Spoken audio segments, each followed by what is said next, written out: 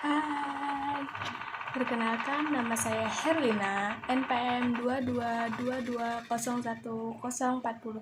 Baik, di sini saya akan melakukan praktikum sel peta buta. Mohon disimak.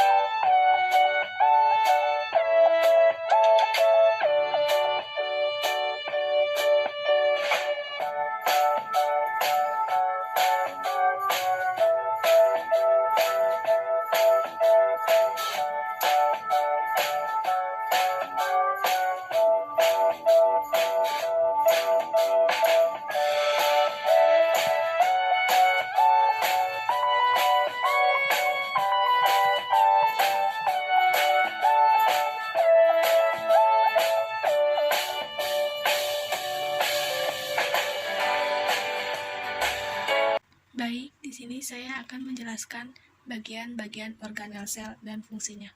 Yang pertama di sini ada vesicle pinostotik. Vesicle pinostotik berfungsi dalam proses transfer molekul dari luar ke dalam sel yang berbentuk cairan. Yang kedua di sini ada lisosom. Lisosom dihasilkan oleh Asparus Golgi yang penuh dengan protein. Lisosom juga menghasilkan zat kekebalan sehingga banyak dijumpai pada sel-sel darah putih. Lisosom juga bersifat autolisis, autofagi, dan menghancurkan makanan secara endositosis. Yang ketiga di sini ada vesicle Golgi. Vesicle Golgi merupakan salah satu organel yang terdapat pada makhluk hidup yang terdiri dari cairan tertutup oleh membran lipid. Fungsi dari vesicle Golgi adalah sebagai tempat transformasi yang menghantarkan protein dan lemak dari retikulum endoplasma ke badan Golgi. Yang keempat di sini ada retikulum endoplasma atau RE. Retikulum endoplasma terdiri dari RE kasar dan RE halus. Yang kelima di sini ada RE halus. RE halus atau retikulum endoplasma halus yang berfungsi mengangkut protein yang disusun pada RE kasar bersama Golgi kompleks. Melaksanakan reaksi awal pada oksidasi lemak, menyimpan fosfolipid, glikolipid, dan steroid, melaksanakan detoksifikasi drug anol racun. Yang keenam, di sini ada membran sel. Membran sel merupakan membran yang dapat didefinisikan sebagai fitur universal yang memiliki oleh semua jenis sel berupa lapisan antara muka yang disebut membran plasma.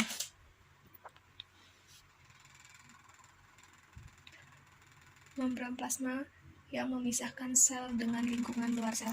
Yang ketujuh di sini ada mitokondria. Mitokondria pada beberapa zat mitokondria dapat bergerak bebas membawa ATP ke daerah yang memerlukan energi. Fungsi mitokondria adalah sebagai tempat berlangsung respirasi sel atau pernapasan sel untuk menghasilkan energi. Yang kedelapan ada asparus Golgi. Asparus Golgi atau badan Golgi terdiri atas kumpulan vesikel pipih yang berbentuk kantong mendekati membran sel untuk mengekskresikan isinya keluar sel.